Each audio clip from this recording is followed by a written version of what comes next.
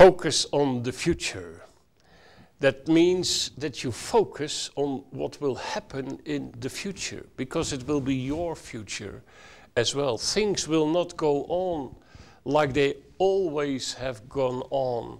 That's what heathens think. When you look at other religions, some say, well, history will be like circles. It will seems to move forward, but what was will come again, and it will be a great repetition of things to come. But when you read the Bible, you read that it starts with creation, that then things are developing, and that will ultimately end into the kingdom of God that will come. It's a line, it's history. One thing happens after another. There is this beautiful small word in the Bible, the word until. I call them the divine untils. And you have at least 4 of these divine untils. Until means that something goes on and on and on, until, and then something else happens. So until. Let's look at some of these untils. Let's first go to Luke 21, verse 20.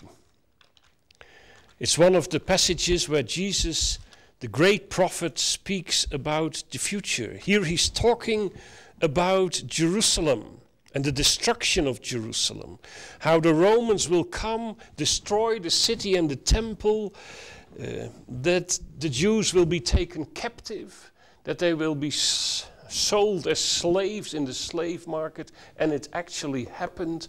And the price of a slave dropped dramatically in the slave markets of the Middle East because of the great influx, the great numbers of Jewish slaves that were brought to the slave markets when the Romans had destroyed Jerusalem and the temple. And then Jesus says, they will fall by the sword, will be taken as prisoners to all the nations, and Jerusalem will be trampled on by the Gentiles until the times of the Gentiles are fulfilled.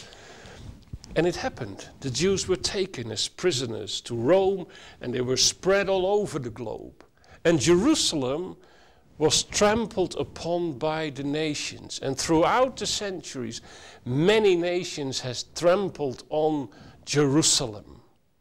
There were Assyrians, Egyptians, Babylonians, Medes and Persians, the Greeks, the Romans, after the Romans, the Byzantines, after the Byzantines, the Muslim forces, the Umayyads, another of these groups who trampled upon Jerusalem. Then you had 2 centuries of Christian crusaders who conquered Jerusalem and took it in their hands. Then you had Turkey, the Ottoman Empire, that took Jerusalem and put their feet on Jerusalem. Then came the British. And then finally, in 1948, the new state of Israel was established in the Middle East. In the beginning, for 19 years, Jordan conquered half of the city of Jerusalem, the eastern part of the city of Jerusalem. But after 19 years, the Israeli forces could liberate also that part of Jerusalem, because Jerusalem has never been a divided city in all of her history.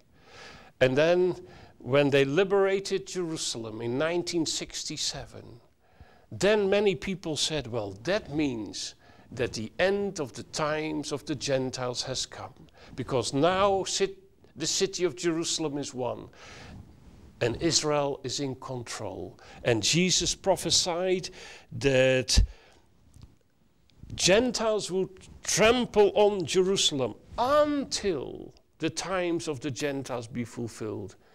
So they say in 1967 that has been fulfilled, but I'm not sure.